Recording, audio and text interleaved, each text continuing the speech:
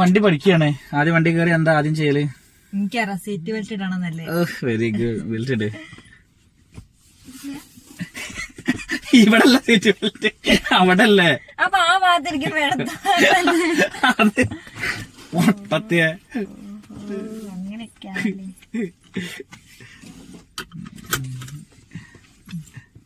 ഇനി പറയൂ. തിരിക്ക്. അതല്ല ചാവി. ഇതെങ്ങോട്ടാ ഇരിക്കണ്ടേ? ഇങ്ങോട്ടാ തിരിക്കണ്ടേ? ഇടത്തെ ഭാഗത്തേക്ക് അല്ല വലത്തെ ഭാഗത്തേക്ക് തിരിക്ക്. തിരിച്ചു. എഞ്ചിൻ ഇത് ആവണല്ലോ. തിരിക്കി. ഇഞ്ഞും തിരിക്കി. ഇപ്പൊ എഞ്ചിൻ ഓൺ ആയിട്ടുള്ളൂ.